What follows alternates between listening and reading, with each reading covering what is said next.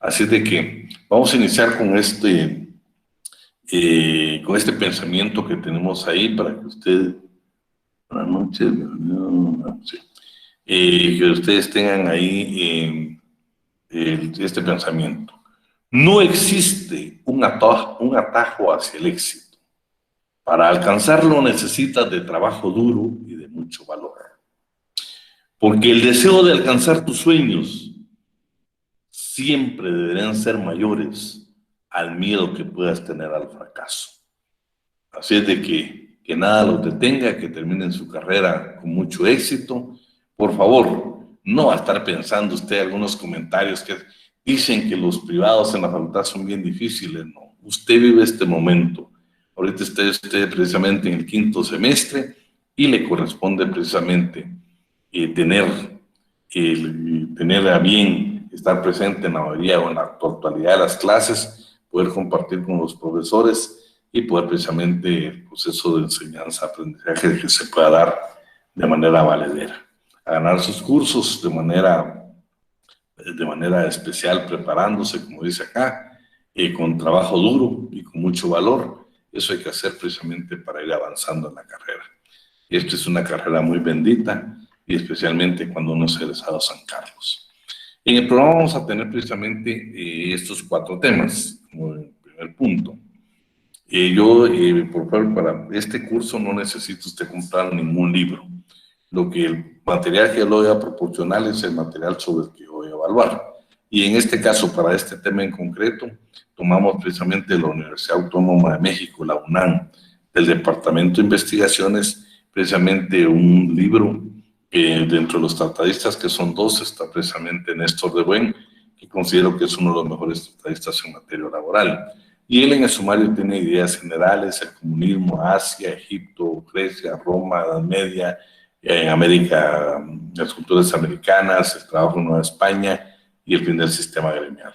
Entonces, vamos a comenzar. La metodología para poder desarrollar la clase va a ser la siguiente. Necesito su participación, si no va a ser tedioso que solo yo esté hablando. Y como eso es un tema de historia, les quiero pedirle por favor, para efectos de evaluación, lo que yo les diga, van a haber cosas que no están subrayadas ni que están marcadas, pero que yo se las diga, sobre eso lo voy a evaluar. Por favor, en todo, me interesa que usted lea todo libro, todo lo que yo le voy a proporcionar, pero para efectos de examen únicamente lo que está marcado con amarillo o lo que está sobresaltado y algunas cosas que yo voy a hacer énfasis.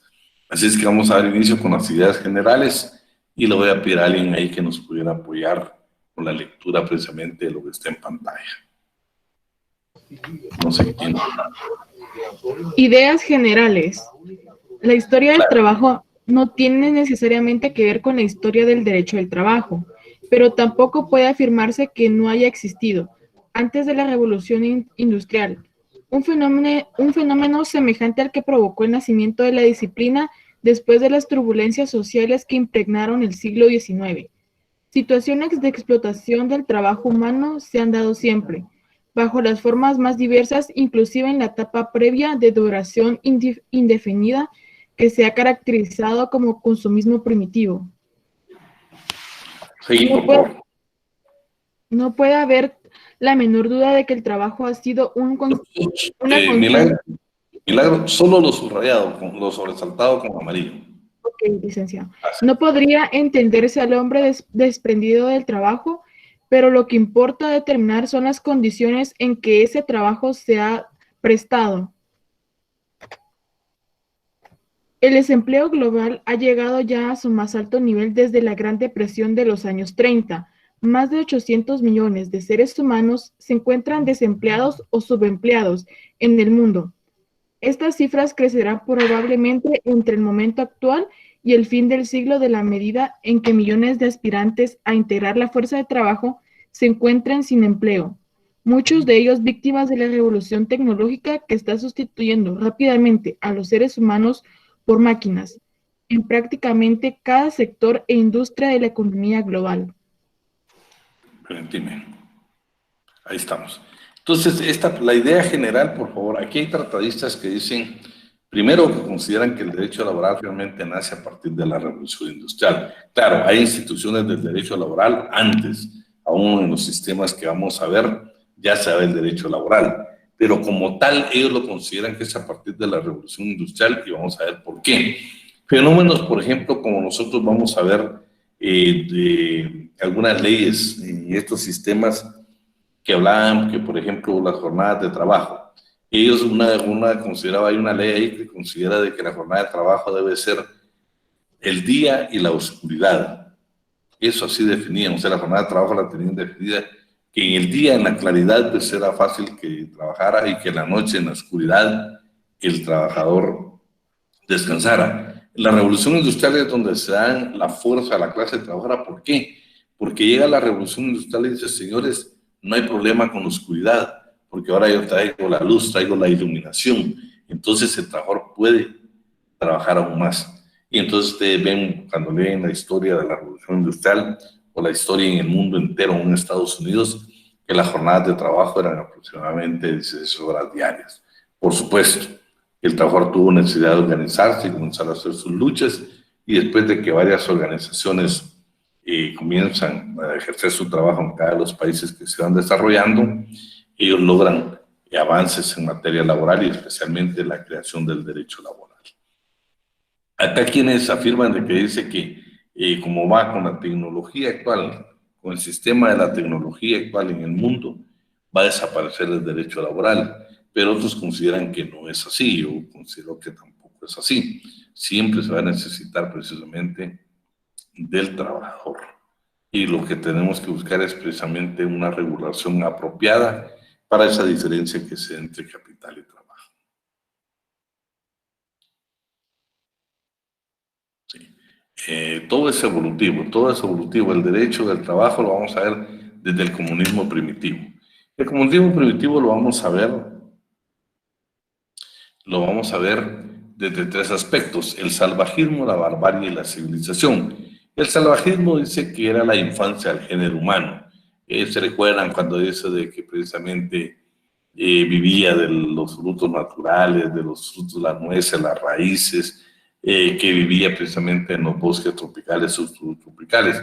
Pero lo más importante de la etapa del salvajismo es de que nace precisamente el lenguaje articulado del ser humano, cómo comunicarse. Aparece la invención del arco y la flecha, y por último se encuentra la capacidad que tiene el hombre de transformar precisamente para su beneficio los productos de la naturaleza.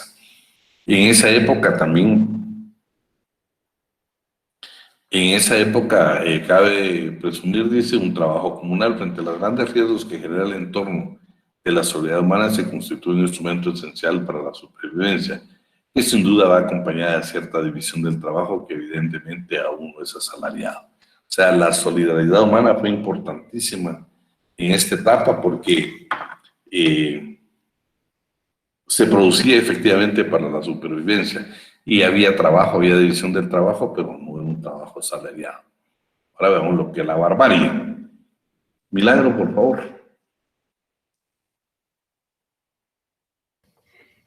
En la barbarie, el rasgo característico del periodo de la barbarie es la domesticación y cría de animales y el cultivo de las plantas. Pues bien, el continente oriental, el llamado mundo antiguo, poseía casi todos los animales domesticables y todos los cereales propios para el cultivo, menos uno. El continente occidental, América, no tenía más mamíferos domesticables que la llama, y aún así nada más que una parte del sur y uno solo de los cereales cultivables, pero el mejor, el maíz. Pues detenete ahí. Si se dan cuenta, dice que en América, en esta época, la barbarie, dice que ya en la parte del viejo continente ya se daba la domesticación y la cría de animales y el cultivo de plantas o de cereales. Sin embargo, dice que en América se dio precisamente lo relativo a la llama. Cuando nosotros vemos las documentales de Perú, encontramos la llama. La llama precisamente es un animal que dice que los incas en Perú, Bolivia, Chile y Argentina lo domesticaron y precisamente les sirvió también como un animal de carga. Por eso, imagínense, en la historia nos va a parecer de que la llama en esta etapa en esta etapa y esos tratadistas consideran que precisamente fue la llama el primer animal domesticable en América. Y lo más importante, dice que le faltaba un producto al viejo continente y nosotros lo teníamos en América y era el maíz. Miren qué historia puede tener el maíz. Por eso es importante que hace aproximadamente 5 años en Guatemala, si recuerdan, apareció una ley denominada Ley Monsanto, que lo que trataba era de precisamente las semillas mejoradas de todos los productos agrícolas en el país. Sin embargo, nuestra gente que produce, que cultiva y produce maíz, se opuso rotundamente y llegó a provocar que el Congreso de la República terminara derogando la ley Monsanto, que precisamente era impulsada por una entidad internacional. Así de que era importante. Luego, pues acá dice que los cereales inicialmente se hicieron como forraje para las bestias, sin embargo, posteriormente sirvió precisamente los cereales para aprovecharlo en la alimentación del hombre. Luego aparece la fundición del mineral del hierro y el invento de la escritura alfabética y el empleo literario. Aparece el arado tirado por animales domésticos y precisamente todavía, ¿se recuerdan? Tenemos rasgos en Guatemala y en muchos países precisamente sobre el arado. La civilización, Milagro Estefanía. La civilización Engels, en el periodo de la industria propiamente dicha y del arte, la formación social más notable es el clan. El jefe del clan, señala Louis René Nouguer, es el mago, el único que conoce los tremendos secretos para producir la caza y los hombres.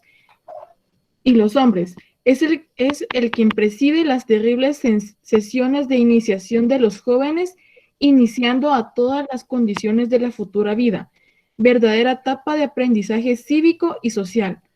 La presencia del jefe del clan daría lugar a un trabajo sometido a las órdenes de un tercero, claro antecedente del trabajo subordinado.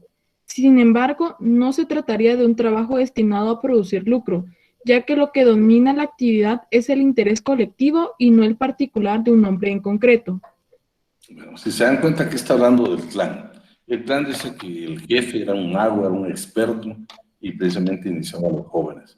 Pero lo más importante es que dice que este se considera un antecedente del trabajo subordinado. Claro, no era el que conocemos porque no era un trabajo asalariado. Luego también aparece el arado, pero ya se convierte en un instrumento para la mujer. Se domestica a los animales, surge como fuerza la división del trabajo. Bueno, Milagro, ¿me lees esta parte, por favor? Al final del tercer milenio y en el curso del segundo, durante la sustitución gradual de la piedra por el cobre, las diferencias sociales se reflejan en las diferencias de las sepulturas. El proletariado artesano, agrícola o minero que ha de contenerse con una inhumación sin lujo, el cuerpo envuelto en una capa vegetal, el enterrado bajo la vivienda, en la fosa o el pozo de extracción fuera de servicio. La clase dirigente, agrega Nouguer, conoce las sepulturas monumentales, las enormes construcciones dolémnicas, los túmulos inmensos. La explotación del hombre por el hombre forma ya parte de la naturaleza humana. Bueno, si se dan cuenta, aún en la muerte ya estaban definidas las clases sociales. El proletariado artesano era enterrado de una forma y precisamente la clase dirigente de otra forma. Por eso usted ve aún en nuestra cultura maya, en los hallazgos que han hecho precisamente en la forma de las tumbas donde están precisamente los sepultados, los líderes. Igual, por ejemplo, en Egipto, en las pirámides. Entonces, desde ahí, aún en la muerte había división, por eso dice que existía explotación del hombre por el hombre. Claro, no hablamos de una explotación como la que se dio después de la Revolución Industrial, pero sí existía en la división del trabajo esa explotación. En Asia Occidental o Antigua, ¿sí? Y alguien que me ayude para no dejar solo Milagro. Buenas noches, licenciado. Buenas noches, Sergio. La actividad laboral en la antigua Mesopotamia, predominantemente agrícola, aunque sus formas de explotación asuman la forma de empresas que son granja o manufactura a la vez. Abundan los oficios panaderos, carniceros, zurradores, carpinteros, herreros, oribes y lapidarios. Orfebres y lapidarios. Y en realidad los agricultores son solamente una parte del conjunto. La unidad fundamental es el tiempo. Se trata de una sociedad en la que la propiedad privada esté fuertemente establecida. Las tierras eran explotadas de diferentes maneras, bien por colonos, mediante la renta anual o mediante prestatarios militares o civiles, y a veces sin títulos regulares. En Mesopotamia aparece la institución del servicio feudal, que implica la concesión de bienes inmobiliarios hecha a título hereditario por el poder público a un individuo a cambio de una obligación de servicios personales. Vamos a ver la parte bíblica aquí en esta etapa.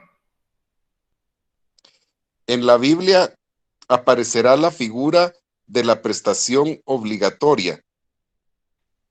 En cita de Garelli, el rey Salomón reclutó entre todos los israelitas a hombres de prestación obligatoria, y los hombres de prestación obligatoria eran en número de 30,000.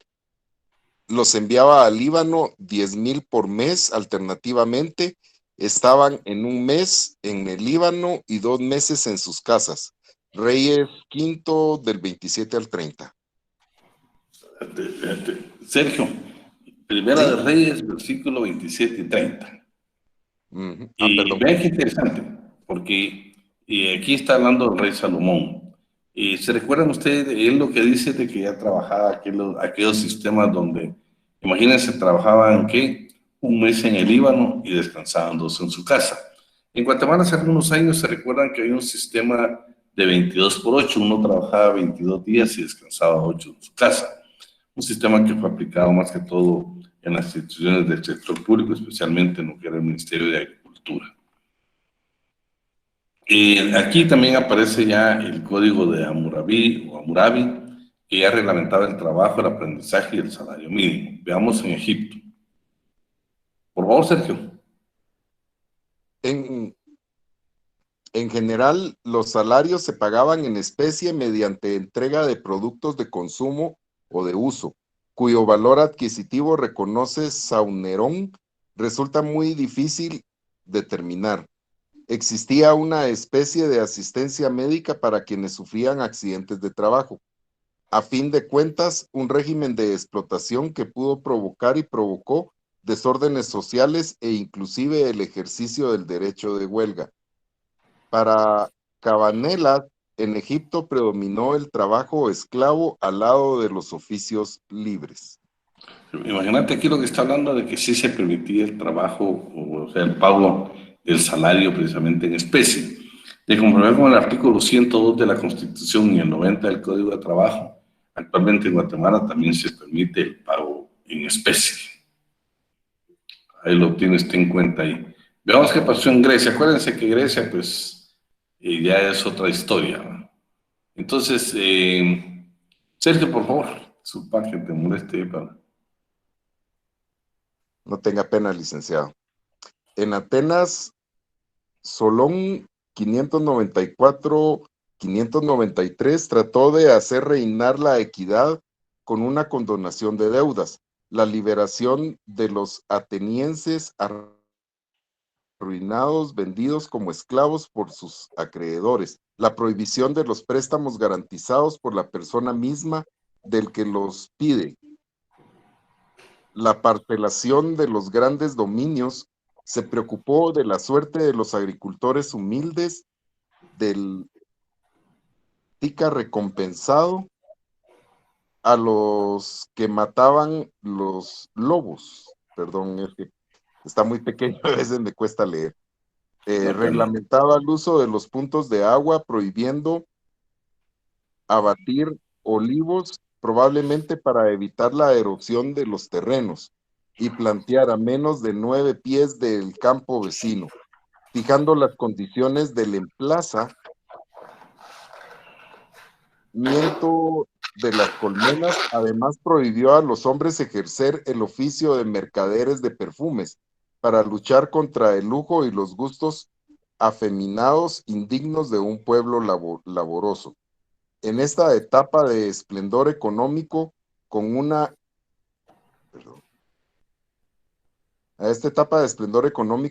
cantidad de esclavos producto de las guerras que ejercían prácticamente todos los oficios. Cita Bumol sus funciones, entre ellas la de joyero, fabricante de broches, zapatero, despensero, burero, campesinos, viñadores, muleras, artífices en carreteras y camas, cortadores de madera resinosa, curtidores, zurradores, fabricantes de sandalias y odres, zapateros, remendones, herreros, fabricantes de vasos y cubetas, tal vez mineros negociantes, tenderos, carniceros, vendedores de pescado, de salazones, de pan, de legumbres, de sésamo, estopa y cola, quincalleros, perfumistas, barberos, jornaleros, portadores de ánforas, recaderos, secretarios, etc. Ustedes ven, ese tal vez fue uno de los auges precisamente cuando estamos hablando de la Grecia. Y la Grecia dice que esta etapa de esplendor económico es una enorme cantidad de estados producto de la guerra. Lo que se dio aquí realmente fue que la guerra produjo demasiado esclavo y hubo necesidad precisamente de legislar sobre ellos. Y la actividad pues siempre se había dado una actividad netamente agrícola.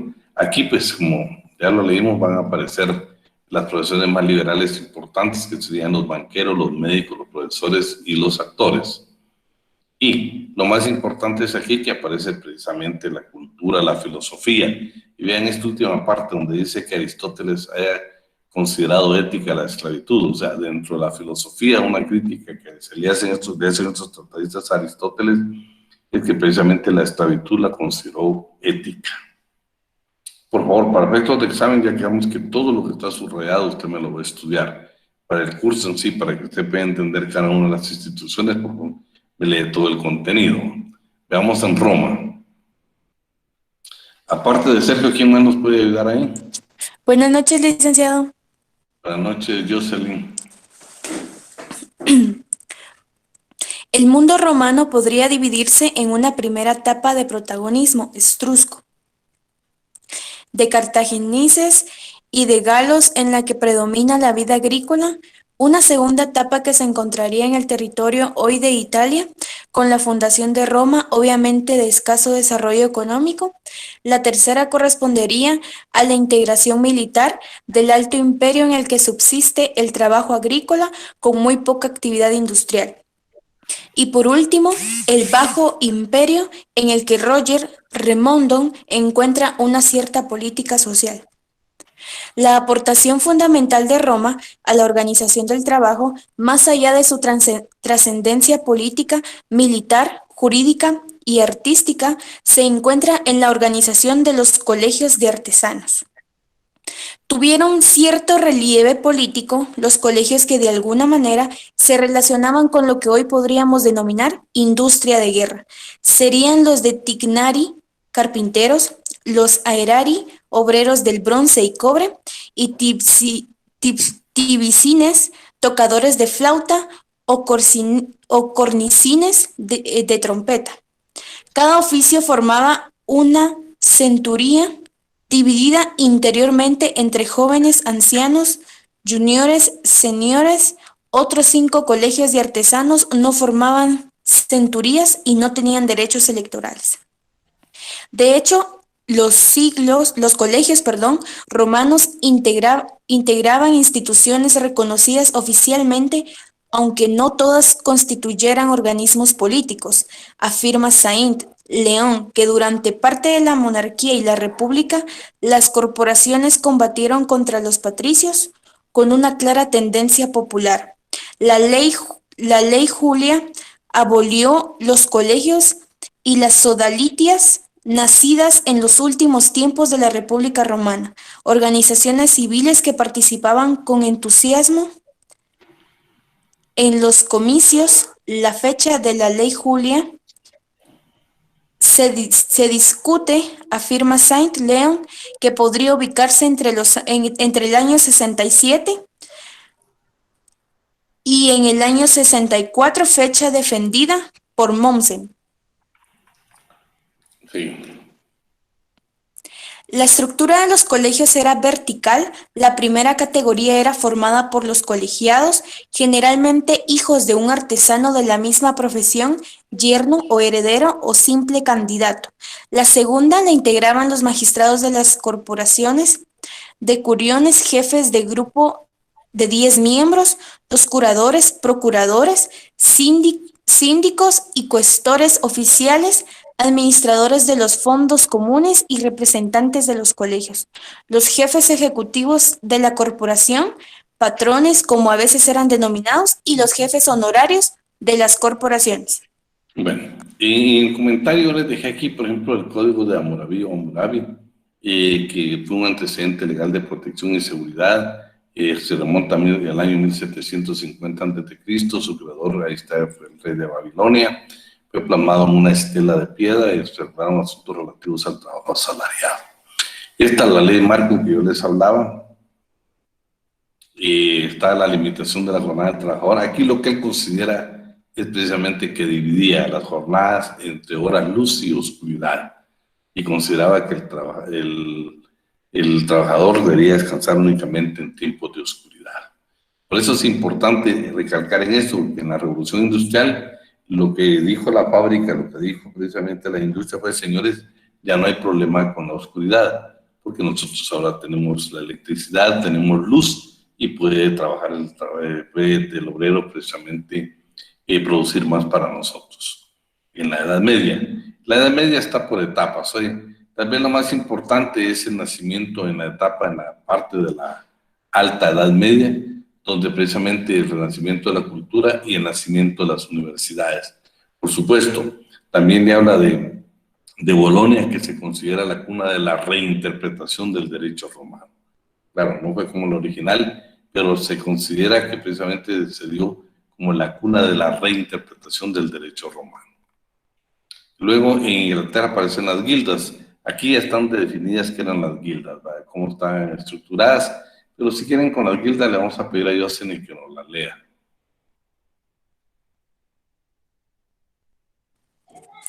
Lick, si gusta, yo podría leer, pero no sé si había alguien más leyendo.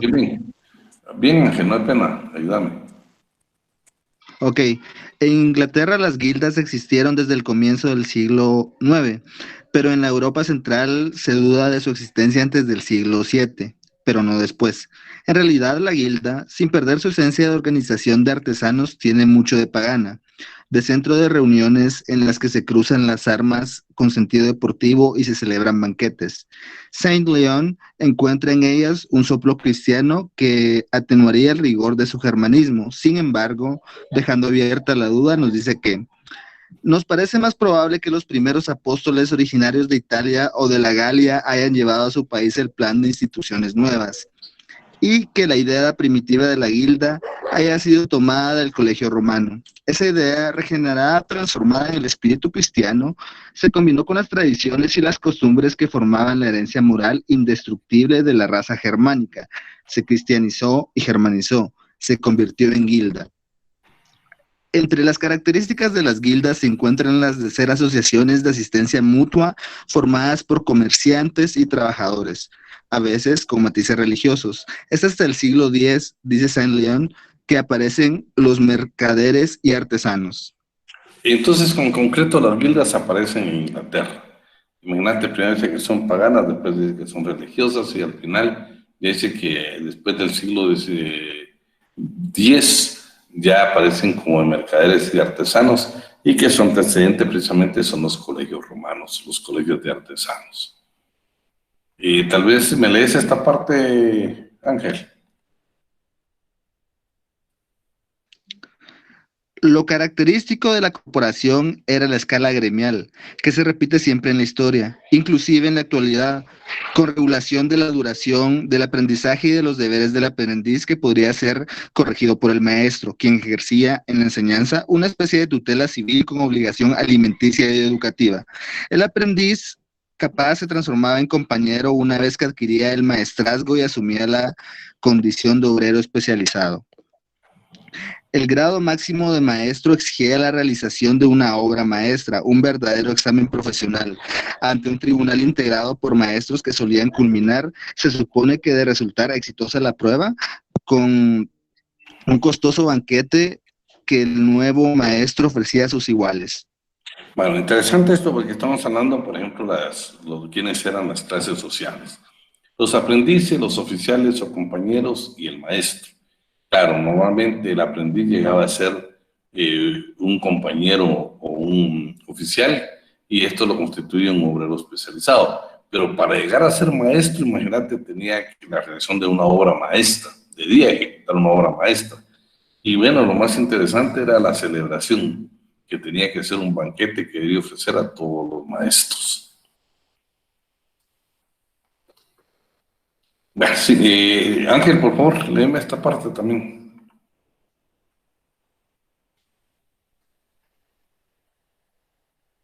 Lick, perdón, se me fue el internet, me estaba hablando, perdone. No sé si estás ahí, si logras ver ahí la presentación. Así, por regla general, los estatutos corporativos ordenaban el inicio de la jornada al salir el sol, con el sonido del cuerno que anunciaba la terminación de la vigilancia nocturna, y en general concluían a la caída de la noche, hora variable de acuerdo a las estaciones, aunque podía haber oficios que determinaban una conclusión más temprana al sonar las vísperas, quiere decir, al aparecer el lucero de la tarde o véspero. Cuenta Saint-Leon que en la determinación de los salarios podrían intervenir el preboste, que ejercía por lo demás un poder de conciliación y arbitraje. Cita un documento de abril de 1270 que confirma una sentencia arbitral de la que resultaba la determinación de un verdadero salario mínimo. La labor social de las corporaciones se manifestaba, sin embargo, mucho más de las funciones de asistencia a través de la fundación de instituciones de cantidad destinadas a socorrer a los ancianos, a los enfermos y a los lisiados de la corporación. En el pacto de servidumbre, el campesino se comprometía a trabajar las tierras del señor gratuitamente, recibiendo a cambio protección del castillo. La leyenda o tradición mencionan también otras prestaciones del servidor, particularmente el odioso reconocimiento del derecho de pernada, de pernada que seguramente decayó, según pensaban los tiempos, o quizá contribuyó también a la emancipación de los campesinos que huían a las ciudades para evitar ser siervos. Bueno, aquí cosas interesantes, por ejemplo, la parte corporativa. Recuérdense que ya había una jornada de trabajo, dice que la jornada era precisamente con el sonido del cuerno que anunciaba la terminación de la vigilancia nocturna. O sea, terminando el periodo nocturno, todavía se entendía de que era luz, ya era el inicio de la jornada. Y la forma de concluirla, pues también lo anuncia ahí. Inclusive, imagínate, habla de lucero, cómo se modificaban las jornadas.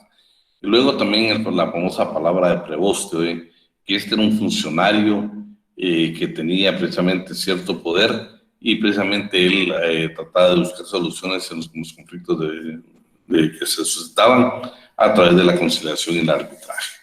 Y luego la labor social de las empresas se daba socorrer a los ancianos, también a los enfermos y los lisiados que pertenecían a la corporación. Y el pacto de servidumbre de los campesinos, pues claro, al final buscaron su emancipación al huir de las ciudades para precisamente evitar ser siervos. Ahora vamos en las culturas antes de la conquista, ¿sí? Aquí pues vamos a encontrar nosotros tratadistas más que todo mexicanos.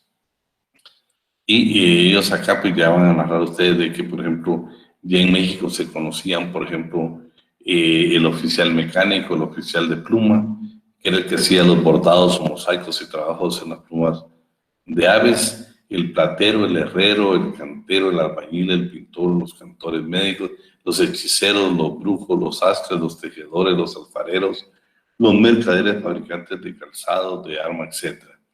Y agregaban los obreros y artesanos en general, empezaban como aprendices y solamente eran autorizados, igual que en el sistema, que para poder llegar a ser uno maestro, debería de pasar de aprendiz a compañero oficial y después con una obra maestra, pues ser calificado, y pues, en este caso, de haber aprobado un examen, como lo regula nuestro código también, para poder ser ya reconocido como maestro.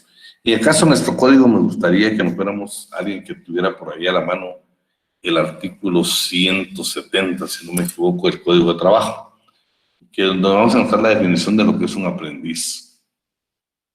No sé si alguien lo tiene por ahí a la mano. Artículo 170. Son aprendices los que se comprometen a trabajar para un patrono a cambio de que éste les enseñe en forma práctica un arte, profesión o oficio, sea directamente o por medio de un tercero, y les dé la retribución convenida, la cual puede ser inferior al salario mínimo. Bueno, si te das cuenta, hay una definición de lo que es un aprendiz, y que por supuesto el patrón está obligado a enseñarle, pero en todo el párrafo, en todo el capítulo del aprendizaje, usted va a encontrar la obligación que tiene de extenderle el certificado de que el trabajo lo aprendió, y en caso se negare, pues está la forma establecida en la ley y en el Código de Trabajo, cómo debe de certificarse hasta el final obtener su certificación. Si se dan cuenta, en México, por ejemplo, consideran que el trabajo de aprendizaje lo desaparecieron. ¿Por qué? Porque ellos dicen que realmente es un antecedente, es algo que quedó del sistema feudal y no podemos estar hablando en este siglo del sistema feudal. La legislación mexicana tiene abolido el aprendizaje, en nuestro pues está establecido tal y como está ahí. De hecho, es el único trabajo que permite pagar menos del salario mínimo. Es el único trabajo que está establecido en nuestro código, que puede pagarse menos del salario mínimo. Luego, pues, habla de la conquista nueva de Bernal Díaz del Castillo. Vean lo interesante, Bernal Díaz del Castillo dice que, pues, él, ya estando en México, él tiene que llegar a la plaza y se da cuenta y encuentra precisamente mercaderes de oro y de plata, encuentra de piedras ricas y plumas y mantas y cosas labradas. Bueno, encuentra un sinnúmero de artesanos o comerciantes o mercaderes vendiendo productos de artesanos. Le llama mucho la atención porque es exactamente lo que se está dando en el viejo continente, especialmente en España, y él precisamente narra todo lo que encuentra en esa plaza y le asombra porque inclusive habla de calzado.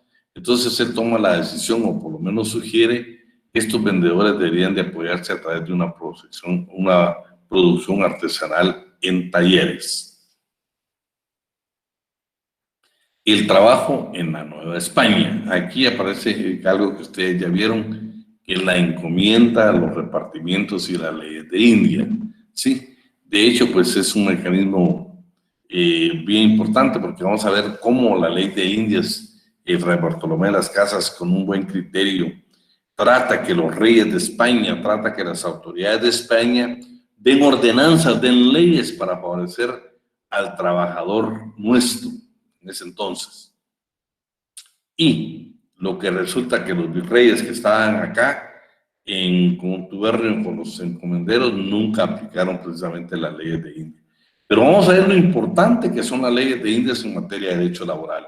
Vamos a ver cómo se legislaron aspectos bien interesantes, precisamente, que actualmente ya están en el código y son cosas prácticas precisamente que se dan en derecho laboral.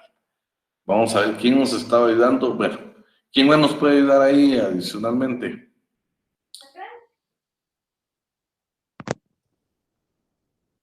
Mayra. El trabajo en la Nueva España. De hecho, la encomienda se constituyó en un mecanismo para contar con mano de obra permanente, adscrita en el encomendero, pero alguna tarea se encargaban también a esclavos negros a los que se le procuraba mantener separados de los indios. Solo detener. Mayrita, detente, mira, vean aquí, cuando hablamos de la encomienda, se recuerda que a la encomienda lo que hacían, por ejemplo, la ley, era otorgarle determinado número de esclavos negros, y también estaban, por ejemplo, en este caso, los separaban de los indios, pero los encomenderos realmente tenían mano de obra permanente porque la misma legislación se los permitía. Continuamos. Una ordenanza del virrey Luis Velasco dictaba el 5 de enero de 1618, ordenaba pagar a los indios salarios, techo, comida y horario laboral en las haciendas que cultivaban trigo, panes y en la misma. Otra del virrey Casper de Zúñiga y Acevedo, conde de Monterrey, el 27 de octubre de 1599, además de autorizar a algunos ingenios y tapiches en el socorro de algunos indios que trabajan en los dichos ingenios por tiempo limitado hasta que compren negros. Fijaba salarios de $1 de plata cada día y $1 por cada 6 leguas de ida y vuelta, más comida bastante y suficiente. Es interesante la referencia al pago del tiempo de traslado. Detenente Mayra ahí. Vean, estamos hablando que estas son las danzas de virreyes, o sea, gente que ya gobernaba acá. Y por ejemplo, primero dice que definió pagar el salario, salario, techo, comida y horario laboral en las haciendas.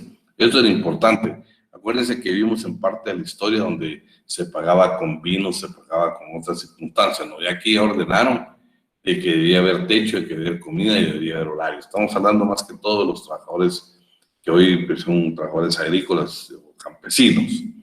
Luego también la otra ordenanza era en los ingenios de azúcar, los trapiches. Y vean lo interesante, aparte de fijar un salario, lo que tenían era que el nuestro, el indio, como le denomina esta parte de la escritura de la investigación realizada por estos tratadistas, dice que iban a trabajar y ya tenían salario. Pero apartamente de salario, vean qué importante, lo vamos a ver nosotros creo que en el artículo 34, 33-34, donde dice que también se le pagaba el traslado. O sea, ahí está de que dice que le pagaban $1 de plata por cada día y $1 por cada 6 leguas de ida y vuelta. O sea, se le pagaba el traslado a su trabajo y el regreso a su casa. Y también se le daba bastante comida. Y es interesante que se le pagaba, por supuesto, el traslado. Veamos hoy la recopilación de las leyes de India. Mayra. En la recopilación de las leyes de Indias aparecen diversas disposiciones que favorecen. Pueden mencionarse las siguientes.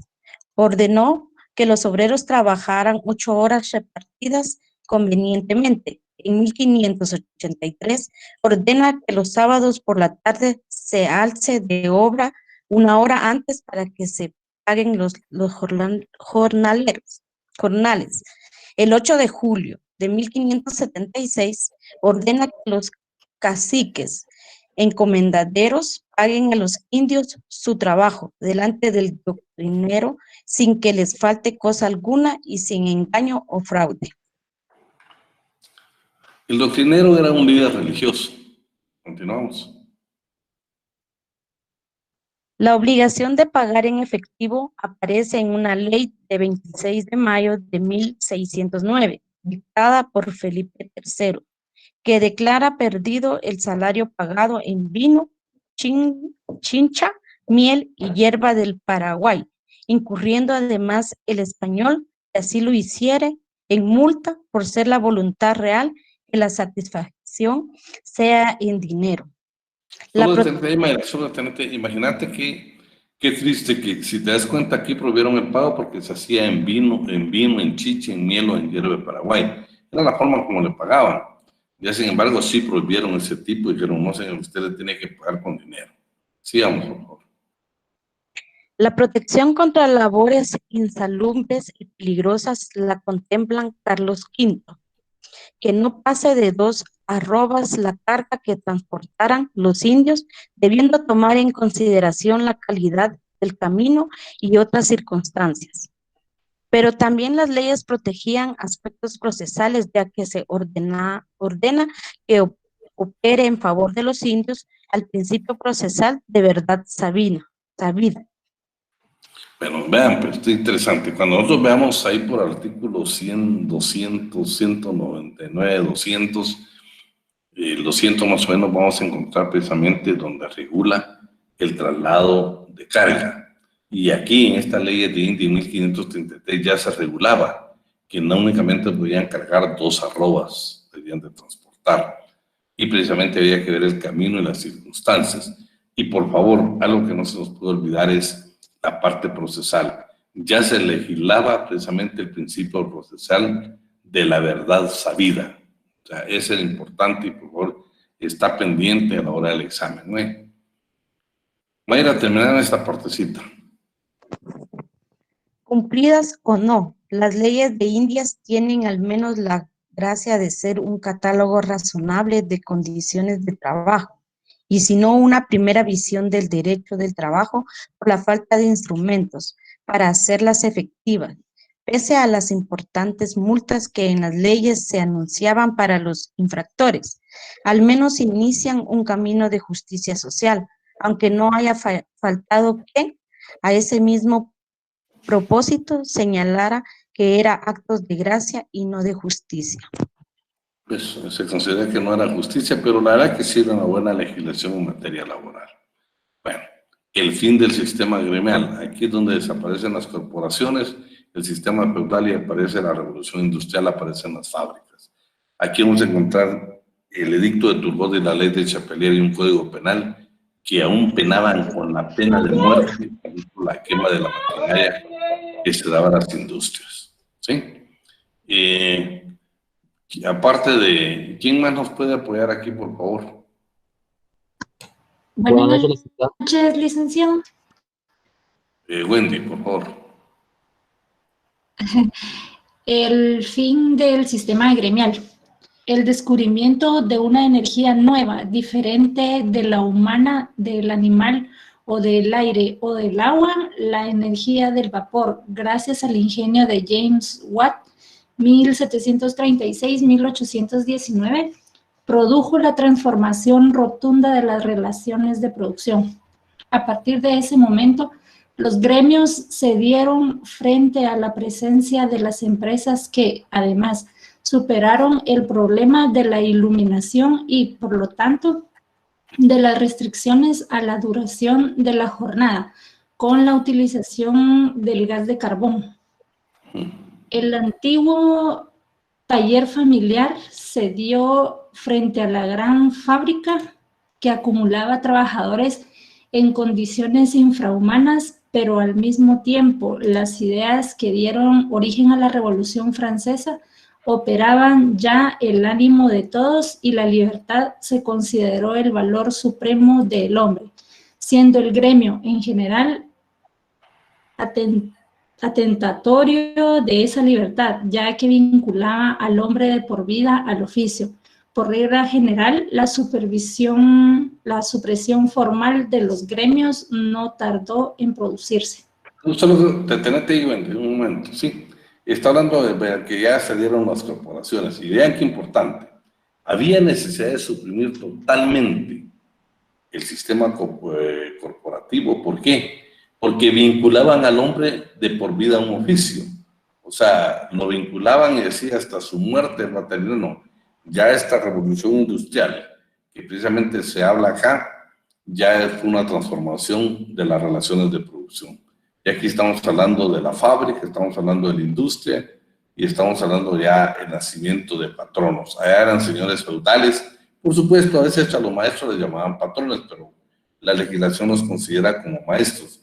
Sin embargo, ya en esta fase sí ya hablamos de patrono, hablamos ya del sistema burgués, porque estamos hablando de la revolución industrial. Continuamos, Wendy. Ok. En primer lugar, aparece la prohibición consagrada en el edicto Turgot, puesto en vigor por decisión real ante el Parlamento el 12 de marzo de 1776, que en realidad fue una decisión que apoyaba la libertad de ejercicio del comercio, artes y oficios que a cada quien le pareciera adecuado. En segundo término, la ley de Chapelier de 14-17 de junio de 1791, que vuelve sobre lo mismo y prohíbe las corporaciones de oficios.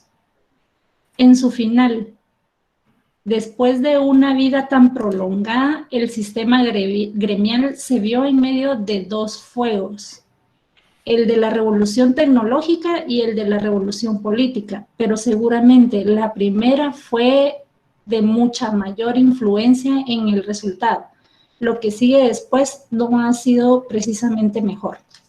Sí, ya la revolución tecnológica, la que actualmente vivimos nosotros, ya la separación, por ejemplo, de muchos puestos de trabajo del obrero. Ya, por ejemplo, estaba viendo, por ejemplo, ustedes ven la industria automotriz, ya, por ejemplo, ya estas transnacionales ya utilizan más otro tipo de sistemas, usar un obrero.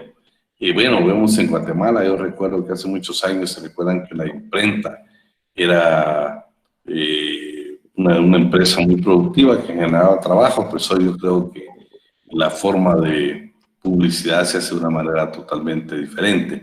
Y así vamos a encontrar cada una de las ocupaciones, cómo precisamente la tecnología lo va aplicando. Por ejemplo, imagínense, antes estaba la recepcionista, ahora usted llama y precisamente va a encontrar ya una grabación que precisamente es la que hace todo el trabajo que podría hacer una recepcionista. Y así vamos a encontrar diversos aspectos de la vida cotidiana nuestra que ha sido sustituida por la tecnología. Sin embargo, no con eso va a ser que va a desaparecer, ¿no? Todavía el grupo laboral, yo creo que siempre la historia va a necesitar la producción del trabajo en sí del hombre, porque se necesita aún precisamente para poder crear la tecnología, se necesita precisamente de un trabajador. Veamos el segundo capítulo, que es el nacimiento del derecho del trabajo, así ya como nace, todo aquello fue historia. Entonces aquí vamos a aparecer primero el despertar social, vamos a ver los congresos obreros, las primeras, lo vamos a ver a grosso modo, no tenga pena que ya sé que es tarde, pero todavía nos quedan a nosotros tiempo de conformidad con lo que está establecido en el reglamento de la facultad. La conspiración de los iguales o el manifiesto de los iguales. Ya esto ya comenzó a cambiar la historia, ya comenzó a indicar de que el trabajador necesitaba tener reglamentada su jornada de trabajo, comenzó a buscar las reivindicaciones de carácter económico y social a favor de los trabajadores.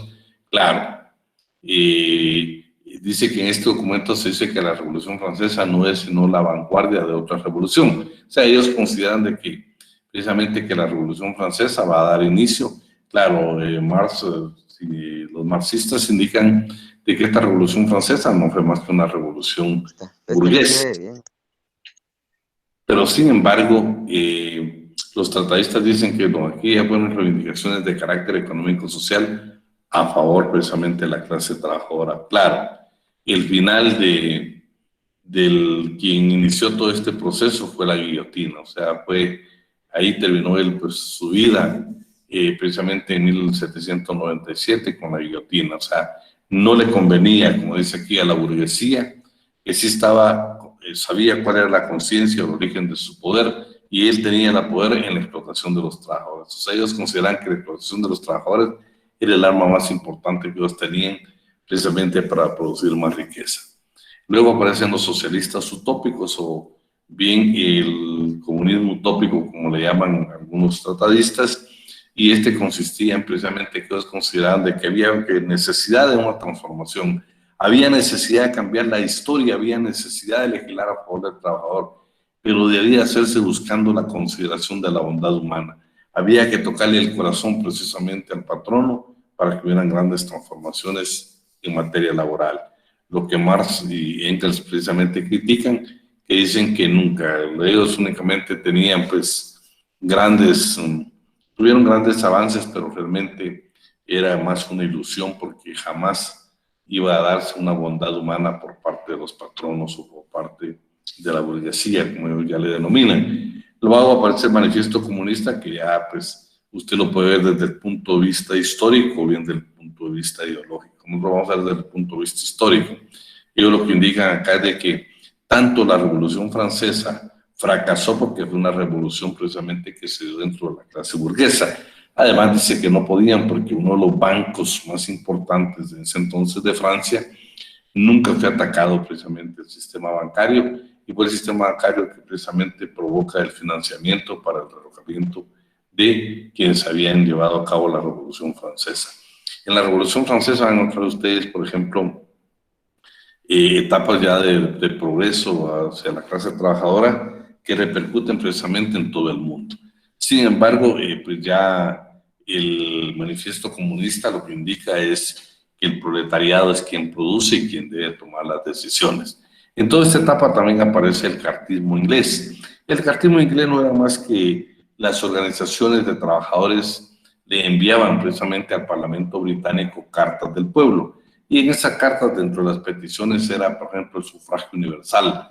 ¿Por qué? Porque no existía. Únicamente para que usted fuera parte del Parlamento o parte de la actividad política, debía presentar una certificación que lo acreditara como dueño de un medio de producción.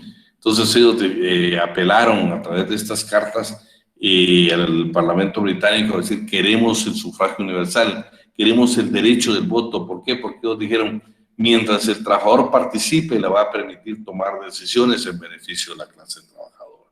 Este es el cartismo inglés, que era a través de las cartas del pueblo.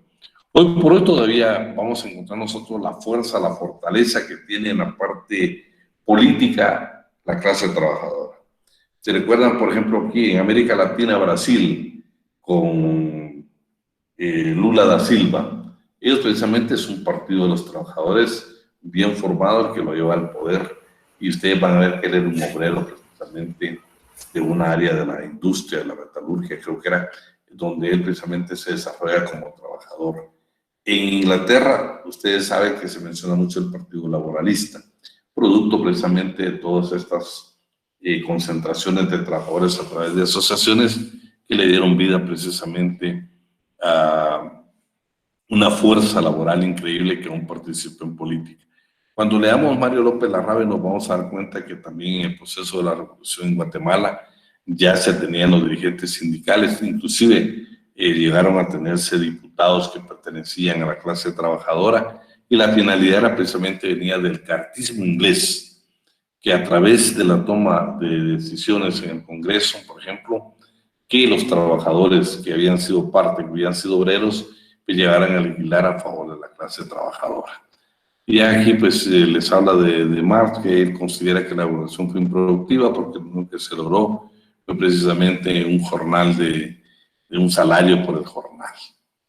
En 1871 dice: se produjo un acontecimiento más importante del siglo, que es la sustentación de una ideología social, el famoso surgimiento de la Comuna de París, 1871.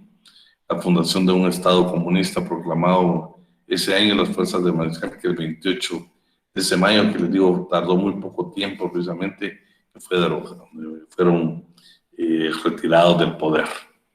Y luego aquí están las organizaciones internacionales, y la primera fue fundada en Londres, donde se celebraron los congresos, y esos congresos precisamente llegan a una legislación, a un derecho laboral ya reconocido a nivel internacional.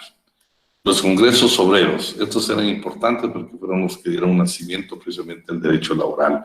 La clase trabajadora organizada exigiendo leyes apropiadas. Y aquí vamos a encontrar un documento de la Asociación Internacional de Trabajadores de 1864. Dentro de todos esos congresos aparece una propuesta, vean qué interesante. Aparece la propuesta, por ejemplo, la limitación de la jornada a 8 horas de trabajo. Usted le va a lectura ahí y va a encontrar precisamente, vamos a ver quién me estaba ayudando, jóvenes. Sí, Lick. Si me puede leer nada más, donde dice: observa un objetivo esencial. Ok. Observa un objetivo esencialmente diferente, mucho más concreto en cuanto a servir de base para las condiciones de trabajo. El acuerdo adoptado por el Congreso Constituyente de la Segunda Internacional, por cuanto exige el dictado de una legislación protectora cuyas bases enuncia con precisión, son las siguientes. Limitación de la jornada de trabajo al máximo de 8 horas para los adultos. prohibición de trabajo de los niños menores de 14 años, de 14 a 18, reducción de la jornada a 6 horas para ambos sexos, supresión del trabajo nocturno, salvo en aquellas ramas de industria que por su naturaleza exige un funcionamiento ininterrumpido. Prohibición del trabajo a las mujeres en todas las ramas de la industria que afecten muy particularmente al organismo femenino. Supresión del trabajo nocturno para las mujeres y los obreros de menos de 18 años. Reposo ininterrumpido de 36 horas por lo menos semanalmente para todos los trabajadores. Prohibición de ciertos géneros de industrias y de ciertos modos de fabricación perjudiciales a la salud de los trabajadores. Supresión del regateo. Supresión del pago en especie, así como de las cooperativas patronales. Supresión de las oficinas de colocación.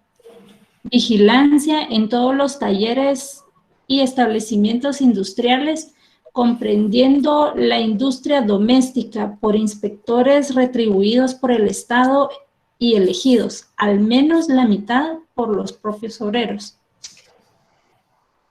Sí. No cabe... ¿Sigo? Sí, por favor. Okay.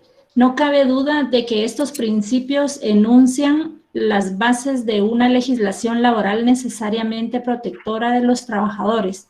No son muy diferentes de los enunciados de las leyes laborales puestas en vigor desde finales del siglo XIX y a lo largo del XX, salvo en la etapa actual claramente dominada por el neoliberalismo y el revisionismo. Bueno, si ustedes ven, ya se hablaba, imagínense desde qué época, cuando ustedes veamos ahorita en nuestro código, o sea, que mucha de esta legislación está en nuestro código.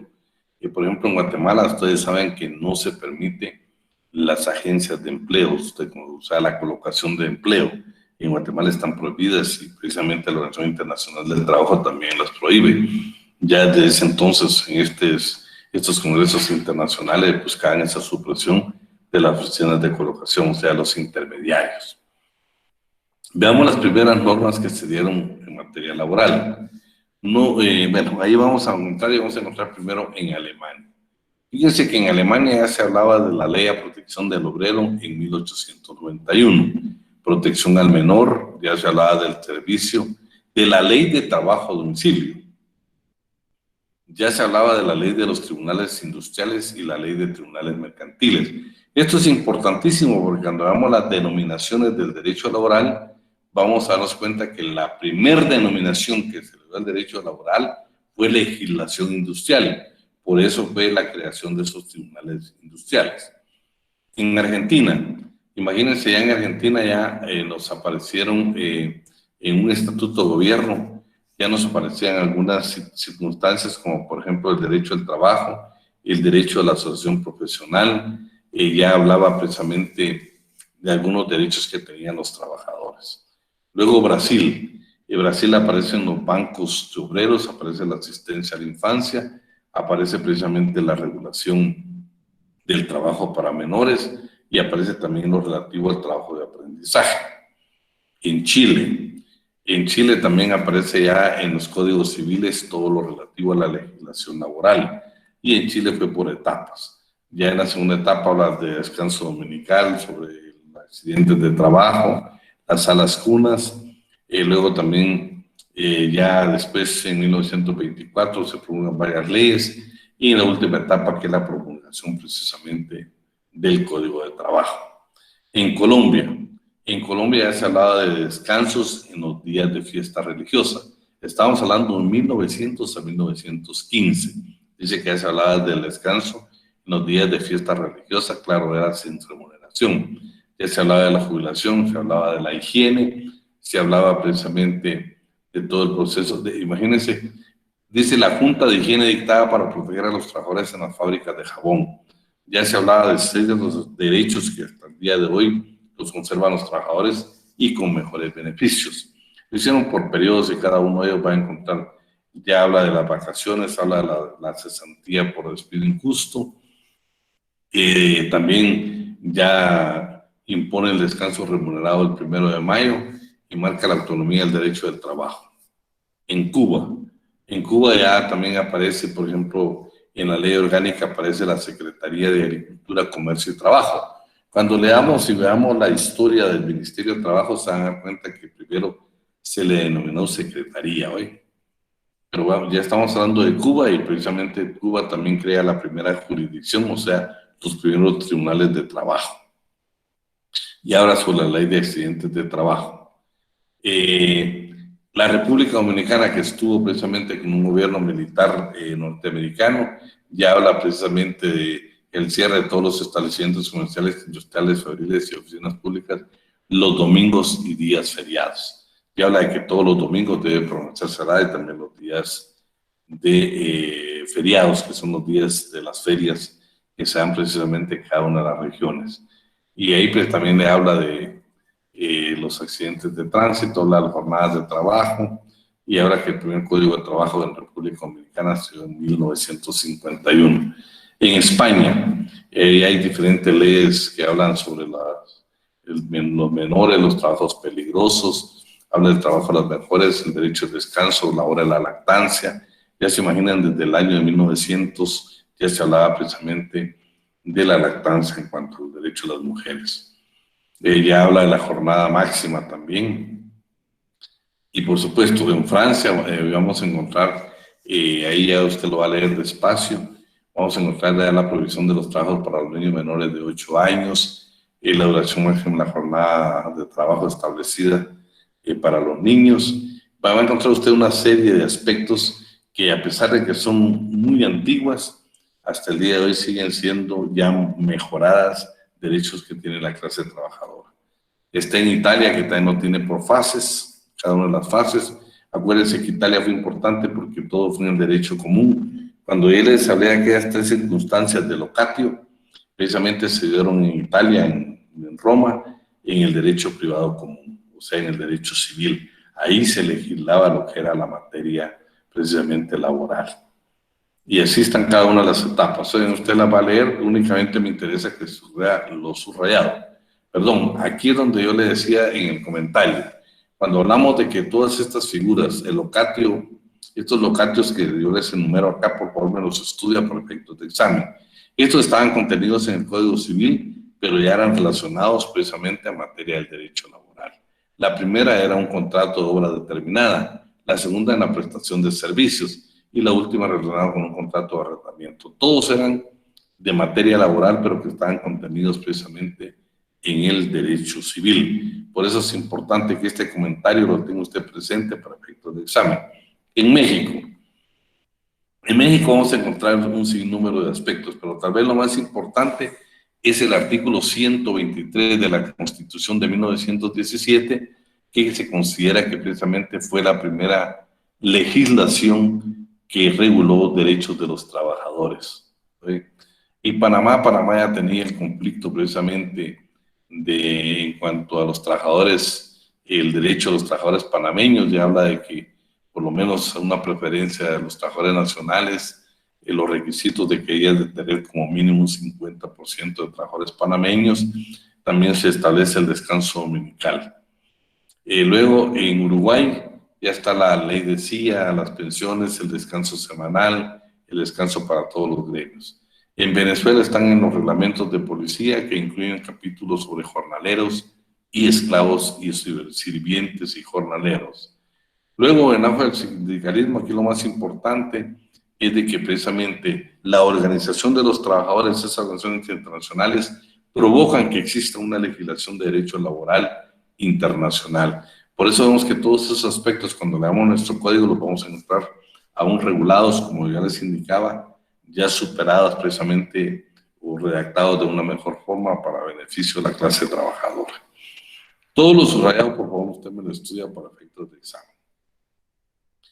El constitucionalismo mexicano. Esto es importante porque lo que yo les indicaba, para los mexicanos, la primera constitución en el mundo que reguló el derecho laboral o el derecho social fue precisamente para ellos la Constitución mexicana. Y vean qué interesante, porque dice que en su artículo 123, ¿sí?, dice que ya regulaba lo contenido precisamente a 8 horas la jornada diurna, 7 la nocturna, prohibición de labores insalubres y peligrosas para los menores de 16 años, la jornada máxima de 6 horas para los menores de 12 a 16 años, y el descanso semanal. Cuando ustedes lean lo que yo les estoy ahorita enfocando, que precisamente Carranza era el presidente, un burgués evidente, antiobrerista natural, decidió que fuera contenido en el artículo 126 de la Constitución de 1917, porque en ese entonces la Constitución o las leyes mexicanas regulaban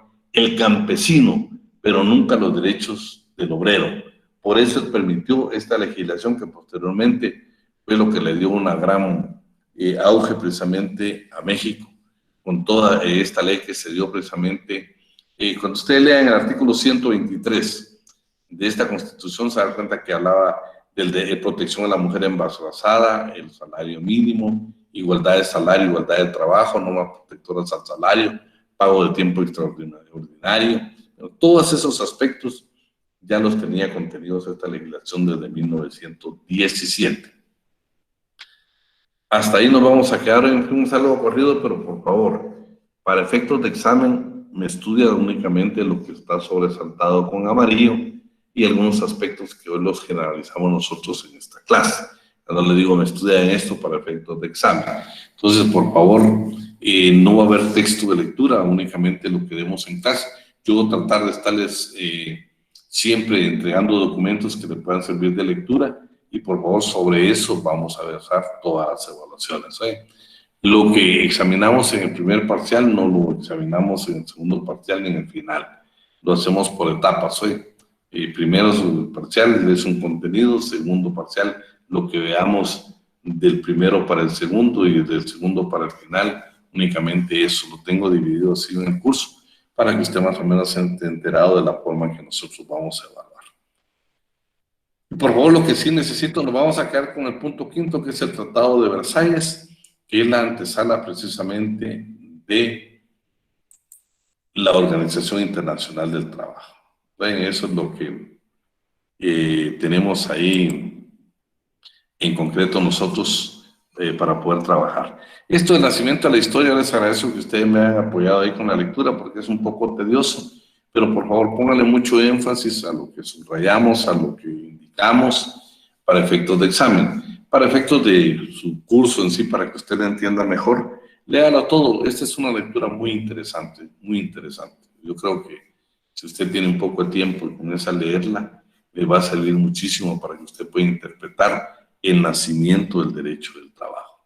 Ya podemos definir que habían en cada estadio de la vida, ha habido progreso, ha habido leyes laborales, pero en sí el derecho laboral para los medios tratadistas nace a partir de la Revolución Industrial. Claro, cuando uno ve las leyes de India, eso puede ser hermoso, pero no nos olvidemos que el derecho laboral también lleva la parte del indulto cooperario, la protección para el trabajador. Y esas leyes, aunque eran leyes vigentes, pero no eran aplicables, porque eran leyes, por ejemplo, la ley de Indias emitidas, por ejemplo, por los reyes en España, y los reyes aquí en contubernio con los encomenderos nunca las aplicaron. Es más, las mismas ordenanzas que emitían los de acá nunca se hacían eficaces por las diferentes causas que se puedan dar. Entonces, es interesante toda esta historia para llegar a la historia del derecho. Así de que estamos invitados para el próximo viernes a la misma hora. Yo creo que ya vamos a tener, vamos a evitar ya unos minutos de estar incorporando uno por uno. Yo creo que ya me informaron de que ya